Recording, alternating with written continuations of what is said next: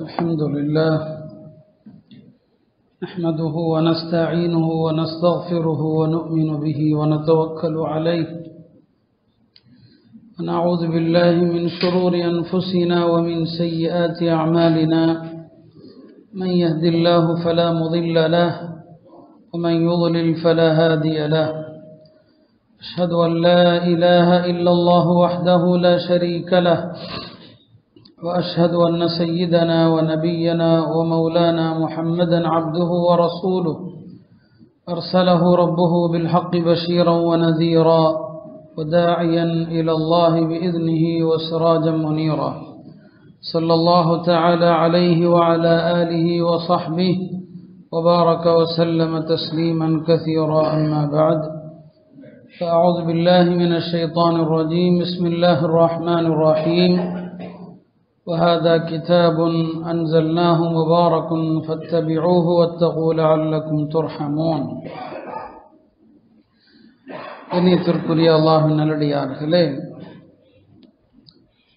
சங்கைக்குரிய மாதங்களில் ஒன்றான ரஜபுடைய மாதம் துவங்கவிருக்கிறது.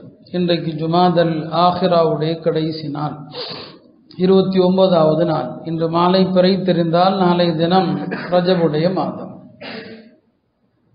போர் தடுக்கப்பட்ட 4 மாதங்களில் ரஜப் ஒன்று. இஸ்லாத்திற்கு முன்பிருந்தே இந்த நடைமுறை இருக்கிறது. வருடத்திலே 4 மாதங்கள் போர் செய்வதற்கு தடை விதிக்கப்பட்டிருந்தது. அறியாமை காலத்தில் அந்த மக்களே அந்த மாதங்களை அப்படி ஆக்கி வச்சிருந்தாங்க. அதில் தொடர்ச்சியாக 3 மாதங்கள், தில்காதா, தில்ஹிஜ்ஜா, முஹர்ரம், தொடர்ந்து 3, இடையில 7வது மாதமான ரஜப், இப்படியாக வைத்திருந்தாங்க. அதுக்கு ஒரு காரணம் இருந்துச்சு. அறியாமை காலத்தில் சண்டை போட்டுக்கிட்டே இருப்பாங்க, பூரா சண்டை. ஷவ்வால் வரைக்கும் யுத்தங்கள், போர்கள், இனக்குழுக்களுக்கு இடையிலான சண்டைகள் என்று ஷவ்வால் வரைக்கும் சண்டை தான். அப்புறம் ஹஜ்ஜுடைய மாதம் ஆரம்பிக்குது. அதனால ஷவ்வாலோடு முடிச்சிருவாங்க. துல்காதால கொஞ்சம் ஓய்வு எடுத்துக்குவாங்க. அப்புறம் துல் ஹஜ்ஜில் ஹஜ்ஜுக்கு வர வேண்டியிருக்கும். முஹர்ரம்ல ஹஜ்ஜுக்கு வந்தவர்கள், ஏன்னா அறியாமை காலத்திலே ஹஜ் இருந்துச்சு இல்லையா, ஹஜ்ஜுக்கு வெளியிலிருந்து தூரத்தில் இருந்தெல்லாம் வந்திருப்பாங்க. வந்தவர்கள் தம்முடைய நாட்டுக்கு பாதுகாப்பா திரும்பணும். அதுக்காக முஹர்ரம், இந்த 3 மாதங்களை போர் செய்யக்கூடாத மாதங்கள் என்று தடுத்து வச்சிருந்தாங்க. அப்ப ஷவாலோடு அந்த கடைசியில போரை நிறுத்தி துல்காதால ஓய்வெடுப்பாங்க, துல்ஹஜ்ல ஹஜ்ஜு செய்வாங்க. முஹர்ரம்ல மக்கள் எல்லாம் பாதுகாப்பா போய் சேருவதற்காக முஹர்ரம்ல போர் செய்ய மாட்டாங்க. இப்படித்தான் அறியாமை காலத்துல 3 மாதங்கள் போர் தடுக்கப்பட்ட மாதம். சரி, நடுவுல ரஜபுடைய மாதம், அதுல ஏன் போர் செய்யக்கூடாதுன்னு வச்சிருந்தாங்க அப்படின்னா, வருஷத்துல இடையில மக்கள் உம்ரா செய்ய விரும்புவாங்க. அப்ப உம்ரா செய்ய விரும்பக்கூடியவர்கள் நடுவுல பாதுகாப்பா வந்துட்டு போகணும். யுத்தங்கள், போர்கள் நடந்தா பாதுகாப்பு இருக்காது. அதனால வருஷத்துல இடையில யார் உம்ரா செய்ய விரும்புறாங்களோ ரஜபுல செய்யட்டும்.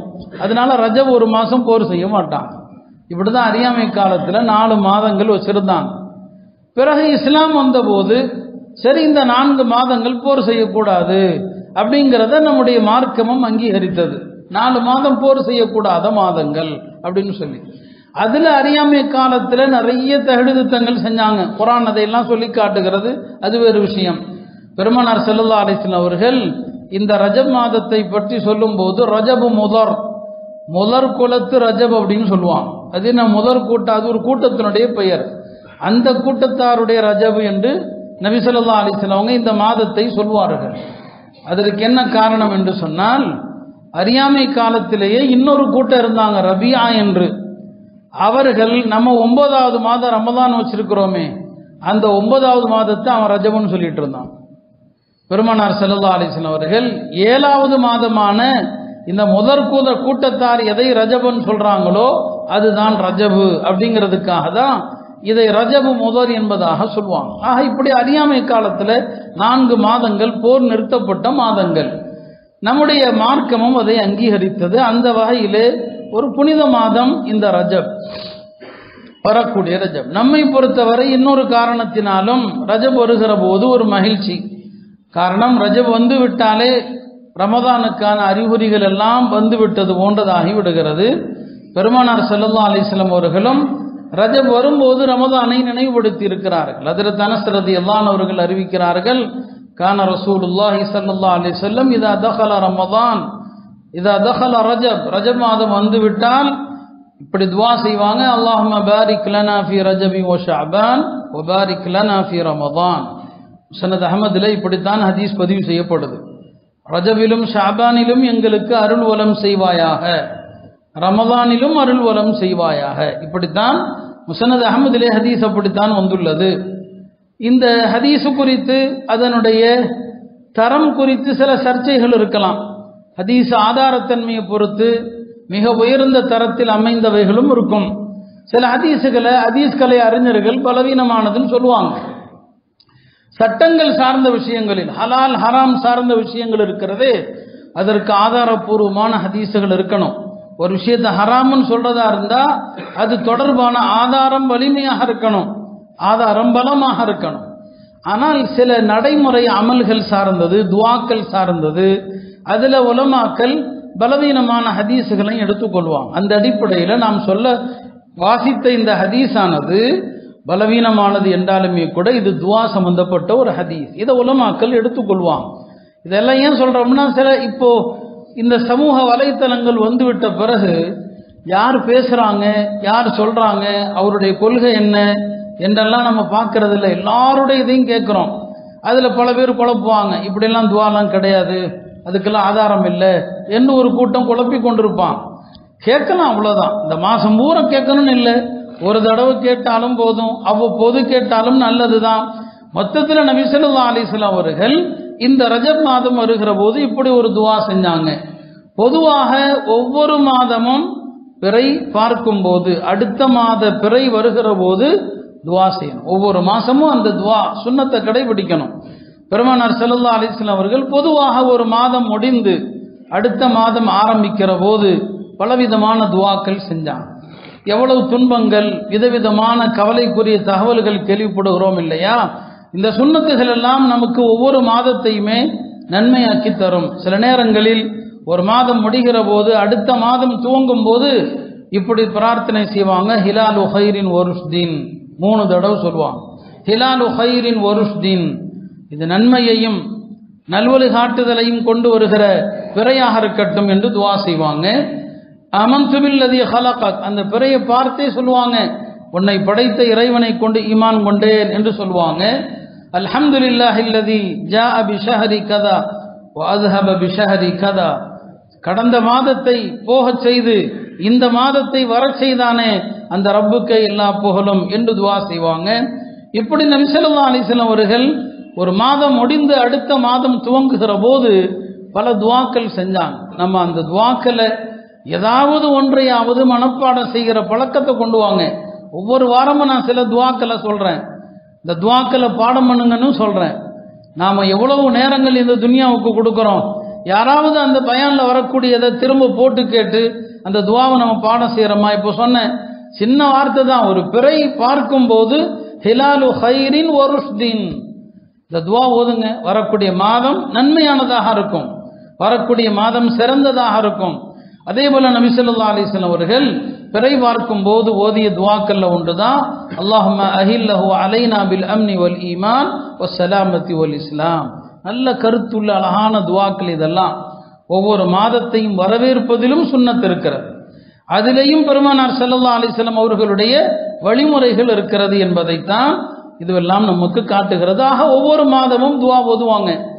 அதுல இந்த ரஜப் மாதம் வருகிற போதுதான் மேலே நாம் சொன்ன அந்த துவா, பாரிக் லனா ஃபி ரஜபி வ ஷஅபான் வ பாரிக் லனா ஃபி ரமதான் என்ற துவா ஓதிருக்கிறான். இன்று பிறை தெரிந்தால் இந்த துவாக்களை ஓதுங்க. ஒரு ஹதீஸை கேட்டா உடனே அமல் செய்யணும். அப்ப ரஜபுடைய பிறை தெரிந்து விடுமானால் இந்த துவா ஓதுங்க. ரஜபிலும் ஷாபானிலும் பரக்கத்து செய்வாயாக, குறிப்பாக ரமதானிலும் பரக்கத்து செய்வாயாக என்கிற இந்த துவாவை நம்ம கேட்கணும். ஆக அப்படிப்பட்ட ஒரு மாதத்தை நாம் நெருங்கி கொண்டிருக்கிறோம்.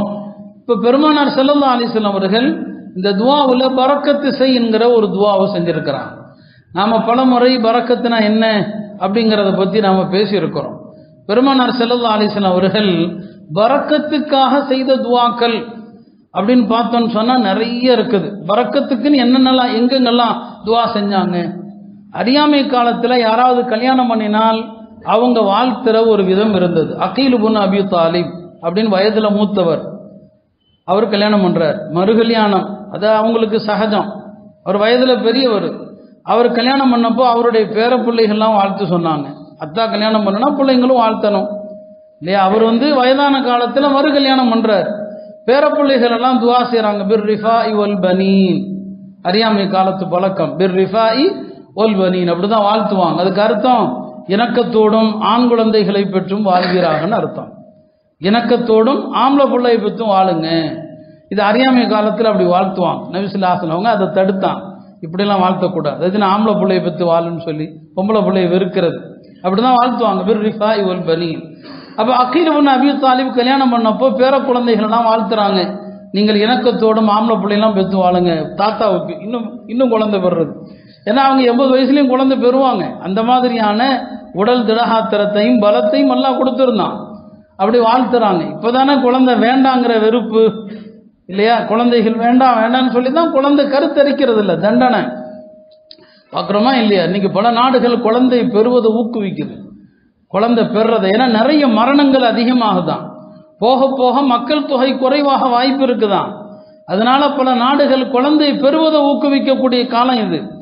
அப்படி வாழ்த்துனாங்க, பிர் ரிஃபாஇ வல் பனீன். அகீல் இப்னு அபி தாலிப் சொன்னாங்க, பெருமானார் ஸல்லல்லாஹு அலைஹி வஸல்லம் அவர்கள் இப்படி வாழ்த்துவதை தடுத்தார்கள் என்று சொல்லிவிட்டு, நீங்கள் மனமுடித்தவர்களை வாழ்த்துவதாக இருந்தால் இப்படி சொல்லுங்கள், பாரக்கல்லாஹு லஹா ஃபீக வ பாரக லக ஃபீஹா. இப்படி ஒரு வாழ்த்து நீங்க கேள்விப்பட்டிருப்பீங்க. இன்னொரு ஹதீஸும் இருக்குது, மனமுடித்தவர்களை பாரக்கல்லாஹு லக் வ பாரக அலைக் வ ஜமஅ பைனகுமா ஃபீ கைர், இப்படியும் வாழ்த்தலாம்.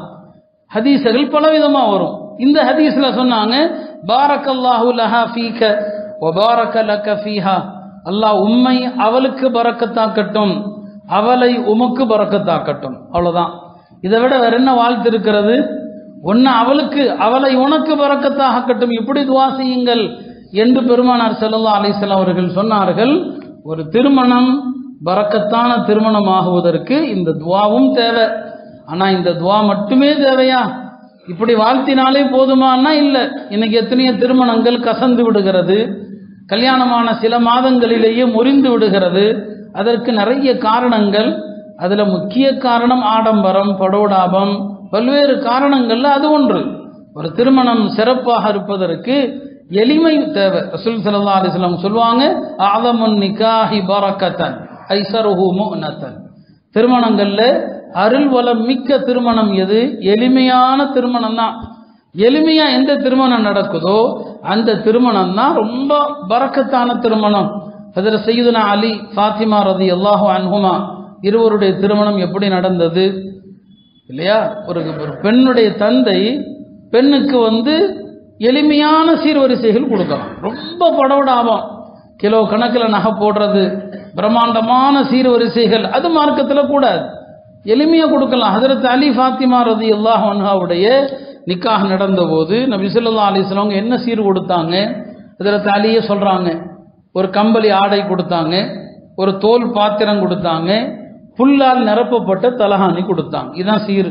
ஃபாத்திமாவுக்கு பெருமானார் ஸல்லல்லாஹு அலைஹி வஸல்லம் அவர்கள் கொடுத்த சீர் இது. எளிமையான சீர் தான் பரக்கத்தானது. மஹரும் எளிமையா இருக்கணும், சீர்வரிசைகளும் எளிமையா இருக்கணும்.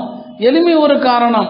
அதே மாதிரிதான் திருமண விஷயத்துல அது அருள் நிறைந்த திருமணம் ஆகுவதற்கு பெரியவர்கள் பேச்சை கேட்டாலும் அந்த திருமணத்தில் பரக்கத்து இருக்கும். ஃபாத்திமா பின்து கைஸ் என்று ஒரு பெண்மணி, அந்த பெண்ணுடைய முதல் கணவரோடு தகராறு, 3 தலாக் அவர் சொல்லிட்டாரு. பிரிஞ்சு அந்த அம்மா இதா இருக்குது. இதா முடியும் போது அந்த அம்மா நபி ஸல்லல்லாஹு அலைஹி வஸல்லம் அவங்கள்ட்ட வர்றாங்க, எனக்கு இதா முடியுதுன்னு சொல்லி. சரி, யாராவது உன்னை பெண் கேட்டு வந்தாங்களான்னு கேட்குறாங்க. ஆமா, இன்னார் வந்தாரு, பேரை சொல்றாங்க, முஆவியா வந்தாங்க, அபூ ஜஹம் வந்தாங்கன்னு சொல்லி. இல்லை வேண்டாம், அவங்கெல்லாம் உனக்கு சரிப்பட மாட்டாங்க, முஆவியாட்ட காசு இல்லை, அபூ ஜஹம் பொம்பளைங்களை அடிக்குவார், உனக்கு சரி வராது, நான் சொல்ற மாப்பிள்ளையை கல்யாணம் பண்ணிக்கன்னு சொன்னாங்க.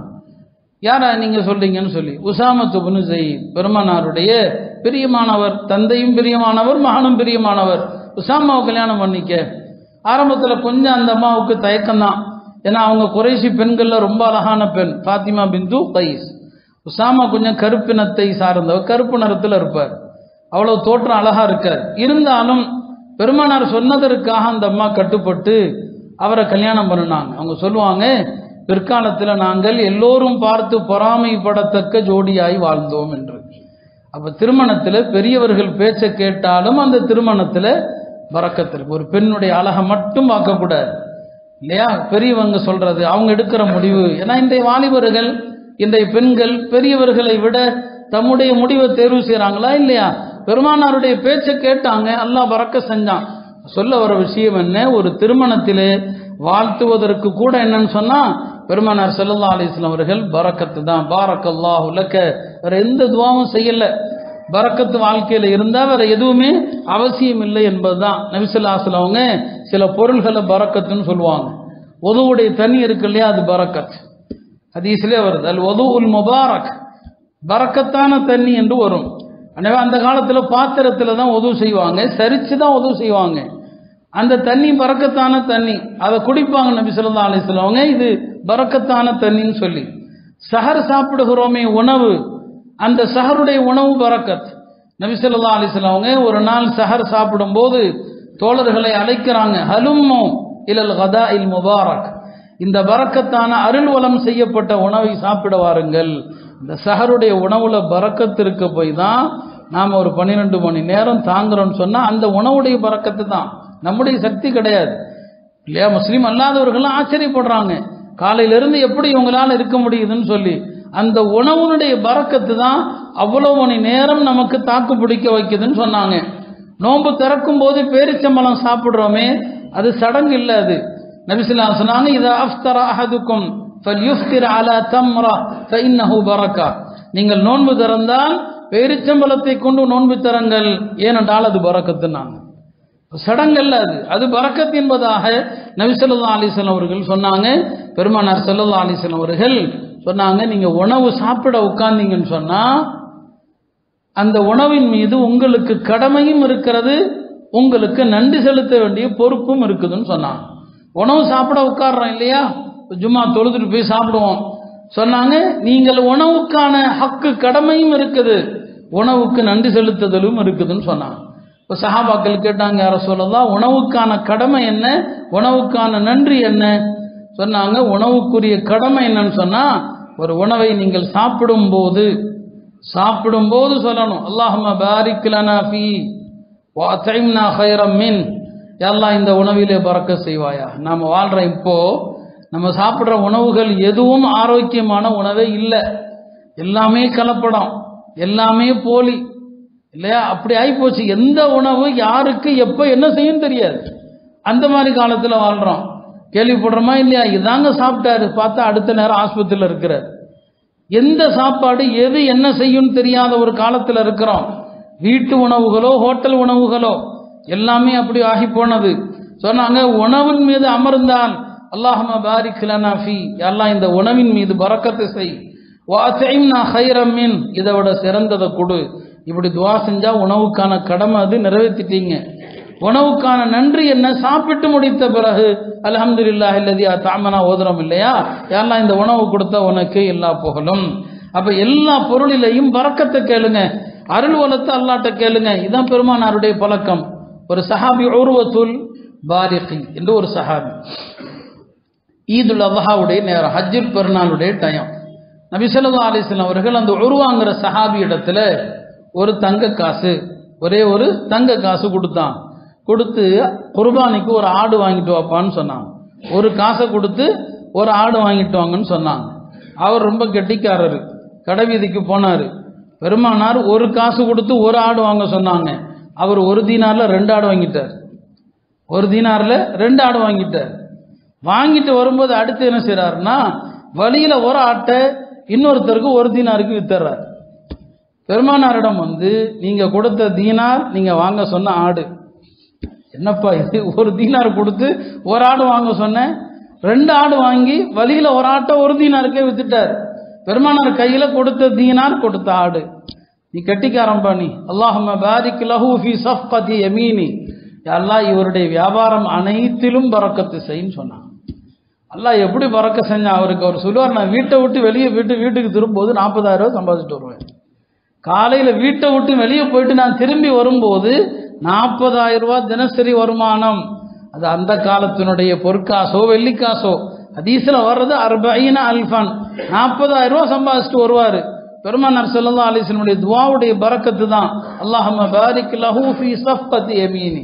ஒரு மனிதருக்கு நீங்கள் செய்யக்கூடிய இஹ்லாஸான துஆங்கிறது பரக்கத்து தான். பலமுறை சொல்லியிருக்கிறேன், இஹ்லாஸான துஆங்கிறது நீண்ட நெடிய துஆவே இல்லை, பரக்கத்து தான். யா அல்லாஹ் இவருடைய வியாபாரத்தில் பரக்கத்து செய்யணும் ஒரு வார்த்தை தான் அல்லாஹ் தஆலா அவருக்கு நீண்ட நெடிய பரக்கத்தை செஞ்சான். பெருமானார் ஸல்லல்லாஹு அலைஹி வஸல்லம் அவர்கள் ஒரு கிராமத்துக்கு போயிருந்த நேரத்தில் அந்த மக்கள் விருந்தளித்தாங்க. விருந்து சாப்பிட்டு முடித்த பிறகு யார சொல்லலாம் எங்களுக்கான துவா செய்யுங்கன்னாங்க. நபி ஸல்லல்லாஹு அலைஹி வஸல்லம் அவர்கள் சுருக்கமாக துவா செய்வாங்க, அழகா துவா செய்வாங்க. மூணே விஷயம்தான், அல்லாஹும்ம பாரிக் லஹும் ஃபீமா ரஸக்தஹும். யா அல்லாஹ் இவர்களுக்கு வழங்கிய அனைத்திலும் பரக்கத்து செய். வக்ஃபிர் லஹும் இவர்களை மன்னித்து விடு. வர்ஹம்ஹும் இவர்களுக்கு கருணை காட்டு. எல்லாமே வந்துருச்சு. அல்லாஹும்ம பாரிக் லஹும் ஃபீமா ரஸக்தஹும். ஒரு வீட்டுக்கு சாப்பிட போனால் இந்த துவா ஓதும், யா அல்லாஹ் இவர்களுக்கு நீ வழங்கிய ரிஸ்கில் பரக்கத்து செய். கல்யாண வீட்டு சாப்பாடோ தனிப்பட்ட விருந்தோ யார் சாப்பிட கூப்பிட்டாலும் சாப்பிட்டு முடித்த பிறகு அல்லாஹும்ம பாரிக் லஹும் ஃபீமா ரஸக்தஹும் வக்ஃபிர் லஹும் வர்ஹம்ஹும். இது பெருமானார் ஸல்லல்லாஹு அலைஹி வஸல்லம் அவர்கள் இப்படி துவா செய்வாங்க. எங்கு ஆக எல்லா இடங்களிலும் பெருமானார் ஸல்லல்லாஹு அலைஹி வஸல்லம் பழக்கம் என்ன? துவா செய்வது தான். எல்லா இடங்களிலும் துவா செய்வாங்க. அப்போ துவாவுல பரக்கத்தை கேட்கணும். பரக்கத் என்பது நம்முடைய வாழ்க்கையில பரக்கத்து வருவதற்கு பல காரணங்கள் இருக்குது. அதுல ஒன்று என்ன அப்படின்னு சொன்னா, குர்ஆன்ல ஹதீஸ்ல வந்த துவாக்கள் இருக்கு இல்லையா, அந்த துவாக்களை கேட்கறதே பரக்கத்து தான். நீங்க துவா குர்ஆன்ல வந்த ரப்பனா ரப்பனான்னு வருது இல்லையா, அந்த துவாக்களை ஓதி பழகுங்க, அது பெரிய பரக்கத்து. ஹதீஸ்ல வந்த துவாக்கள் இருக்கு பாருங்க, உலமாக்கள்கிட்ட போய் அதை படிங்க, அதுல பரக்கத்து இருக்குது. ஏன்னா ஹதீஸுடைய வார்த்தை, குர்ஆனுடைய வார்த்தைகள் வஹி. இந்த வஹியுடைய வார்த்தைகள் இருக்கிற அருள் வளம் இருக்கு பாருங்க, அதை நாம சொல்லி மாள முடியாது. அதனால துவாக்கள்ல குர்ஆனுடைய துவா இருக்குது, ஹதீஸுடைய துவாக்கள். இந்த துவாக்களை ஓதி பழகுங்க. ஹஜ்ரத் அலி ரலியல்லாஹு அன்ஹு அவர்களிடத்துல ஒரு மனிதர் சொல்கிறார், ஹஜ்ரத் அலி அவரிடத்துல எனக்கு நிறைய கடன்கள் இருக்கிறது, நான் என்ன செய்யட்டும் என்று. அப்ப ஹஜ்ரத் அலி சொன்னாங்க, பெருமானார் ஸல்லல்லாஹு அலைஹி வஸல்லம் அவர்கள் சொல்லி தந்த ஒரு துவா இருக்குதப்பா, இந்த துவாவை ஓதினால் அன்னைக்கு இருந்த ஒரு மலை, அந்த பகுதியில் இருந்த ஒரு மலைக்கு பேர் சீர். இந்த சீர் மலை அளவுக்கு உனக்கு தங்க காசு கடனா இருந்தாலும் அந்த கடன்களை பூராவுமே அல்லாஹ் அடைச்சிருவான்னு சொன்னான். ஒரு மலையை சொல்லி அந்த மலை அளவுக்கு உனக்கு கடன் இருந்தாலும் சரி உன் கடன் பூரா அடைஞ்சிரும்னு சொல்லி எனக்கு அந்த துவாவை சொல்லி கொடுங்க. இதான் ஹதீஸ்ல வந்த துவா. நம்ம யார்கிட்டையும் போய் அதுக்கு என்ன வழி இதுக்கு என்ன வழி, மக்கள் அதிகமாக கேட்கறது அதானே. ஏதாவது கடன் அடைக்கிறதுக்கு ஏதாவது இதுக்கு இருந்தா சொல்லுங்க. ஹதீஸ்ல வந்தது போதும், அதுக்கு மேல எதுவுமே தேவையில்லை. ஹஜ்ரத் அலி சொன்னாங்க, பெருமானார் ஸல்லல்லாஹு அலைஹி வஸல்லம் அவர்கள் யாருக்காவது கடன் தொல்லை அதிகமாக இருந்தால் இப்படி துவா செய்யுமாறு சொன்னாங்க. அல்லாஹும்ம அக்ஃபினி பிஹலாலிக அன் ஹராமிக் வ பிஃضலிக அம்மன் சிவா. கருத்து எவ்வளவு அழகான கருத்து. அல்லாஹும்ம அக்ஃபினி பிஹலாலிக, யா அல்லாஹ் உன்னுடைய ஹலாலான செல்வத்தை கொண்டு ஹராமிலிருந்து என்னை திருப்புவாயாக. வ பிஃضலிக அம்மன் சிவா, உன் அருளை கொண்டு உன் அல்லாதவர்களை விட்டு என்னை திருப்புவாயாக. யார்ட்டையும் தேவையாக கூடாது. இதை ஓதுங்க, கடன் அடைஞ்சிடும். நம்பிக்கை தான் இல்லையா? ஹதீஸ்ல வந்த இந்த வார்த்தை வஹி, இது வானத்திலிருந்து வந்த வார்த்தை. இதுல இருக்கிற பரக்கத்து வேற எதுலையுமே இருக்காது. எந்த ஷேகு சொல்லி தரக்கூடிய துவாவிலையும் பெருமானாருடைய ஒரு வார்த்தைக்கு நிகரான பரக்கத்து அதுல இருக்காது. ஏன்னா மக்கள் அதை ரொம்ப நம்புறாங்க. நான் அதெல்லாம் அதுக்கெல்லாம் எதிரானவெல்லாம் கிடையாது. ஹதீஸ்ல அல்லாஹ்வுடைய தூதர் சொன்னதை விட மனிதர்கள் யார் கற்றுத்தருவதற்கும் அதிக முக்கியத்துவம் கொடுக்காதீங்க. லா துகத்திமு பைன யத இல்லாஹி வ ரசூலி, அல்லாஹ்வையும் அவனுடைய தூதரையும் விட யாருக்கும் முன்னுரிமை இல்லை. ஹஜ்ரத் அலி சொன்னாங்க, இந்த துவா ஓதிப்பாரப்பா, உன் வாழ்க்கையில எப்படிப்பட்ட பரக்கத்துகள், உன் வாழ்க்கையில எப்படிப்பட்ட அருள் வரும் என்று பாருங்கன்னு சொன்னாங்க. அதுவே அருமையானவர்களே, கொஞ்ச நேரங்களை கொடுங்க. அந்த நேரங்களை கொடுத்தீங்கன்னு சொன்னா பரக்கத்தை வாழ்க்கையில பார்ப்பீங்க. ஹதீஸ்ல வந்த துவாக்களை கேளுங்க. அந்த துவாக்கள் உள்ளத்துக்கு ஒரு சுக்கூனை தரும், மனதுக்கு ஒரு அமைதியை தரும், எல்லா கவலைகளிலிருந்தும் நிம்மதியை தரும். அந்த துவாக்களை கொஞ்சமேனும் நேரம் கொடுத்து பாடம் பண்ணி அதை ஓதி பாருங்க. அவ்வளோ பெரிய பரக்கத்து இருக்குது. பரக்கத்துக்கெல்லாம் ஊற்று கொண்டு இருக்கிறது. அதுதான் பரக்கத்துக்கெல்லாம் ஊற்றே. அதுதான் அல்லாஹுடைய அருள்மறையாம் திருக்குர்ஆன். குர்ஆனை விட பரக்கத்து நிறைந்த ஒரு பொருள் இந்த உலகத்தில் இல்லவே இல்லை. வஹாதா கிதாபுன் அன்ஸல்னாஹு முபாரக், நாம் அருளி இந்த குர்ஆன் இருக்கிறதே பரக்கத்து. குர்ஆனை ஓதுபவர், குர்ஆனை கேட்பவர், குர்ஆனை சிந்திப்பவர் எல்லாம் பரக்கத்து தான். குர்ஆனுடைய விஷயத்தில் பரக்கத்து என்பது சாதாரணமானதல்ல. பெருமானார் ஸல்லல்லாஹு அலைஹி வஸல்லம் சொன்னாங்க, மனிஸ்தமஅ ஆயத்தம் மின் கிதாபில்லாஹ் குதிபத் லஹு ஹஸனத்துன் முதாஅஃபா. யார் அல்லாஹ்வுடைய வேதத்திலிருந்து ஒரு ஆயத்தை கேட்பாரோ, ஒரே ஒரு வசனத்தை கேட்பாரோ, அவருக்கு பன்மடங்காக நன்மை எழுதப்படும். ஒமன் தலாஹா, யார் குர்ஆன்ல இருந்து ஒரு ஆயத்தை ஓதுவாரோ, கானத் லஹு நூரன் யௌமல் கியாமா, கியாமத் நாள்ல அது அவருக்கு 100 இருக்கும். குர்ஆன்ல இருந்து ஒரு ஆயத்தை ஓதுனா 100, ஒரு ஆயத்தை கேட்டா பல மடங்கு நன்மை. அருமையானவர்களே, குர்ஆனுடைய விஷயத்துல நம்ம பெரிய அநியாயக்காரர்களா இருக்கிறோம். இந்த உலகத்துல மிகப்பெரிய அநீதி இழைக்கப்பட்ட ஒரு நூல் என்று சொன்னா குர்ஆன் தான். அந்த குர்ஆனுடைய விஷயத்துல ரொம்ப ரொம்ப ரொம்ப தூரத்துல இருக்கிறோம். அதை ஓதுவது மரணித்தவர்களுக்காக ஆக்கிட்டோம், இறந்தவர்களுக்காக குறிப்பாக்கிட்டோம். இறந்தவங்களுக்கு ஓதுவது, நன்மை சேர்ப்பிப்பது நிச்சயமா இருக்குது, மார்க்கத்தில் இல்லாத ஒன்று அல்ல. ஆனா அது அதற்காக மட்டுமல்ல. நாம குர்ஆனை அன்றாட ஓதுறோமா? குர்ஆனுடைய விஷயத்துல நம்முடைய பலவீனங்களை நீக்கணும். குர்ஆன் பெரிய பரக்கத்தானது. குர்ஆன் மொத்தமா ஓதுறது ஒரு பரக்கத். குர்ஆன்ல ஏதேனும் சில பகுதிகளை ஓதுங்க, பரக்கத்து. இப்ப வெள்ளிக்கிழமை சூரத்துல் கஹஃப் ஹதீஸ்ல வருது, யார் வெள்ளிக்கிழமை சூரத்துல் கஹஃப் ஓதுவாரோ அல்லாஹ் லஹு மா பைனல் ஜும்அத்தைன், இந்த ஜும்மாவிலிருந்து அடுத்த ஜும்மா வரைக்கும் அவருக்கு அல்லாஹ் ஒரு பிரகாசத்தை கொடுக்கறான், ஒரு ஒளி அல்லாஹ் கொடுக்கறான். இன்னைக்கு மாலை வரையும் ஓதலாம், ஜும்மா தொழுதுட்டு ஓதலாம். அப்ப சூரத்துல் கஹஃப் ஓதினால் 2 வெள்ளிக்கிழமை நடுவில் உள்ள 2 வெள்ளிக்கிழமைக்கு இடையில அல்லாஹ் அவருக்கு 100 கொடுக்கறான். இல்லையா, முழு குர்ஆன் சூரா ஓத முடியல, 10 ஆயத்து ஓதுங்க. இந்த சூரத்துல் கஹஃப்ல இருந்து 10 ஆயத்து ஓதுங்க. பெருமானார் ஸல்லல்லாஹு அலைஹி வஸல்லம் சொன்னாங்க, 10 ஆயத்து ஓதினாலே அல்லாஹ் தஜ்ஜாலுடைய எல்லா ஃபித்னாவிலிருந்து காப்பாத்துறான்னு சொன்னாங்க. குர்ஆனுடைய ஓதுதலை அதிகப்படுத்துங்க. தினசரி இவ்வளவு ஜுஸு, தினசரி சில ஆயத்துகள். அதுல ஒன்று என்ன, சூரத்துல் ஹஷர், அதனுடைய கடைசி 3 ஆயத்துகள் ஹுவல்லாஹுல்லதி லா இலாஹ இல்லாஹு என்ற 3 ஆயத்து தான்.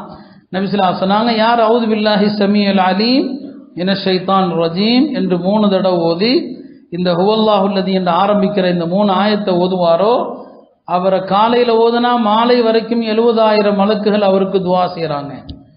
சாயங்காலம் ஓதுனா காலை வரைக்கும் 70,000 மலக்குகள் துஆ செய்றாங்க. இதை ஓதியவர் மௌத்தானால் ஷஹீதாக மரணிக்கிறார்னு சொன்னாங்க. இப்போ குர்ஆன் பெரிய பரக்கத்து, இம்மைக்கும் மறுமைக்குமான பரக்கத்து. அது ஹஜ்ரத் அபூ ஹுரைரா ரலியல்லாஹு அன்ஹு அவர்கள் சொல்றாங்க, குர்ஆனுடைய பரக்கத்தை பத்தி அபூ ஹுரைரா சொன்னாங்க, யார் எந்த வீட்டில் குர்ஆன் ஓதப்படுதோ அந்த வீடு அந்த மக்களுக்கு விசாலமாயிடும். சின்ன வீடாக தான் இருக்கும், ஆனா அந்த வீடு விரிந்து கொடுக்கும், விசாலமாயிடும். 2வது பலன் என்ன, அந்த வீட்டில் நன்மைகள் அதிகமாகும், கசுர ஹைருஹு, நலவுகள் அதிகமாகும். 3வது அந்த வீட்டில் அருள்வானவர்கள், மலக்கு, ரஹமத்துடைய மலக்குகள் இருக்கிறாங்களே, அவங்க சூழ்ந்திருப்பாங்க. இன்னைக்கு நம்ம வீடுகளில் ரஹமத்துடைய மலக்குகள் விலகி போயிடுறாங்க. பெருமானார் சொன்னாங்க, குளிப்பு கடமையான நிலையில குளிக்காத ஒருவர் வீட்டில் இருந்தால் அந்த வீட்டுக்கு ரஹமத்துடைய வானவர்கள் வரமாட்டாங்க. இல்லையா, தாம்பத்திய வைத்தவர் காலையில ஃபஜ்ர் தொழுகைக்கு வராம தூங்குறாருன்னா, குளிக்காம தூங்குறாரு, ரஹமத்துடைய வானவர்கள் அந்த வீட்டுக்கு வரமாட்டாங்க. எந்த வீட்டில் நாய் வளர்க்கப்படுதோ ரஹமத்துடைய வானவர்கள் வரமாட்டாங்க. எந்த வீட்டில் உருவப்படங்கள் இருக்கிறதோ ரஹமத்துடைய வானவர்கள் வரமாட்டாங்க. நாம ரஹமத்துடைய வானவர்கள் வருவதற்கு தடையா எல்லாத்தையும் வச்சிருக்கிறோம். எல்லா ஜின்னுகளும் எல்லாம் உட்கார்ந்து இருக்குது. விரட்டுறதுக்கு யாரையோ கூட்டு விரட்டி தான் பார்க்குறோம், விரட்ட முடியல. இல்லையா, ஏகப்பட்ட காசு செலவு பண்றோம், விரட்ட முடியல. குர்ஆன் ஓதுனா தன்னை போல சைத்தான் வெளியே போயிடுவான், சைத்தான் தன்னை போல வெளியே போயிடுவான். சொன்னாங்க ஹஜ்ரத் அபூ ஹுரைரா, ரஹமத்துடைய வானவர்கள் வருவாங்க அந்த வீட்டுக்கு. 4வது பலன் என்ன, ஷைத்தான்கள் அந்த வீட்டை விட்டு வெளியே போயிடுவாங்கன்னு சொன்னாங்க. ஹஜ்ரத் இப்னு அப்பாஸ் அவர்கள் அவங்களுடைய மாணவர் ஒருவரிடத்துல சொன்னாங்க, உன்னுடைய தேவைகள் எல்லாம் லேசாகணும், உன்னுடைய எல்லா தேவைகளும் லேசாகணும்னா எந்த அளவுக்கு குர்ஆனை அதிகம் ஓதுவாயோ உன் தேவைகள் லேசாகும். எவ்வளவுக்கு எவ்வளவு குர்ஆனை கம்மியா ஓதுறாயோ அந்த அளவுக்கு தான் தேவைகள் பூர்த்தியாகும். அவங்க சொன்னாங்க, இப்னு அப்பாஸ் என்னைக்கு இதை சொன்னாங்களோ என் வாழ்க்கையில நான் இன்றைக்கு வரைக்கும் அனுபவிச்சு பார்த்துட்டேன். எப்பவெல்லாம் குர்ஆன் அதிகமா ஓதுறேனோ என் தேவைகள் எல்லாம் லேசா நிறைவேறிடுது. எப்போ குர்ஆன் ஓதுறது குறையுதோ என்னுடைய தேவைகள் நிறைவேறுவதும் தாமதமாகும்னு சொன்னாங்க. அருமையானவர்களே, பரக்கத்துகள்ல அல்லாஹ்வுடைய இந்த கலாமுக்கு நிகராக வேற எந்த பரக்கத்தும் கிடையாது. ஒரு பெரியவங்க சொன்னாங்க, குர்ஆனுடைய பரக்கத்து 40 விட அதிகம். 40 பரக்கத்துகளை விட குர்ஆனுடைய பரக்கத்து இருக்கிறதே இந்த உலகத்துல அதிகம். குர்ஆன் ஓத ஆரம்பிச்சீங்கன்னா மலக்குகள் உங்களை சுத்தி இருக்கிறாங்க. குர்ஆன் ஓத ஆரம்பிச்சீங்கன்னா நீங்க ஓதக்கூடிய ஒவ்வொரு ஆயத்துக்கும் அல்லாஹ்வும் பதில் சொல்லிக்கிட்டே இருப்பான். ஹதீஸ்ல வருது, நீங்க சூரா ஃபாத்திஹா ஓதுனீங்கன்னு வைங்களேன், அல்ஹம்துலில்லாஹி ரப்பில் ஆலமீன் அப்படின்னு சொல்றீங்கன்னா அல்லாஹ் பதில் சொல்லுவான், ஹமிதனி அப்தி, என் ரப்பி என்ன புகழ்ந்துட்டான். அர் ரஹ்மான் அர் ரஹீம் அப்படின்னு சொன்னீங்கன்னா அல்லாஹ் சொல்லுவானா, அஸ்னா அலைய அப்தி, என் ரப்பி என்னை மகிமைப்படுத்தி விட்டான்.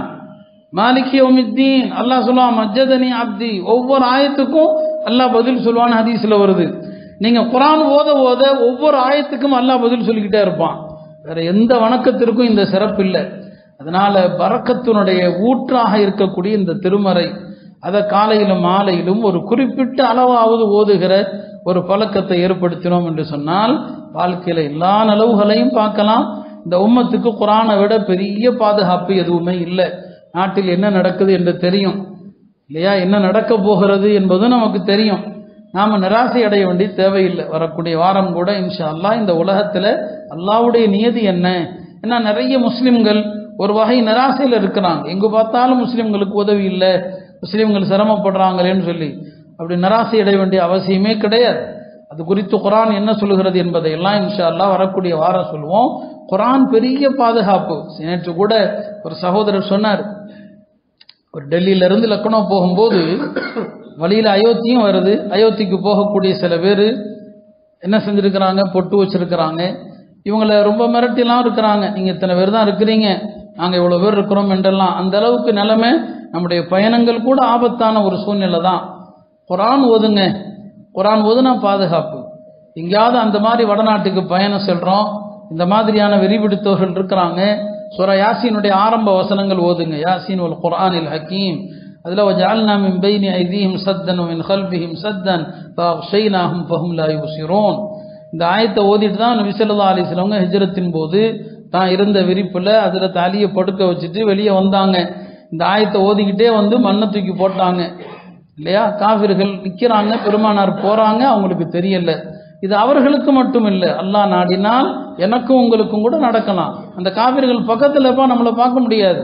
இந்த ஆயத்தை ஓதி ஷாஹத்தில் உஜூ, இந்த முகங்கள் இழிவடையட்டும்னு ஓதுங்க, அவங்க நம்மளை பார்க்க முடியாது. அல்லாஹ் திருமறையில் சொல்வான், வைதா கரஅத்தல் குர்ஆன், நீங்கள் இந்த குர்ஆனை ஓதினால் ஜஅல்னா பைனக வ பைனல் லதீன லா யுமினூன பில் ஆখিরা ஹிஜாபம் மஸ்தூரா, உங்களுக்கும் மறுமையை நம்பாதவர்களுக்கும் மத்தியிலே ஒரு திரையை ஏற்படுத்தி விடுகிறோம். நமக்கு பக்கத்தில் இருப்பான், நம்மளை பார்க்க மாட்டான்.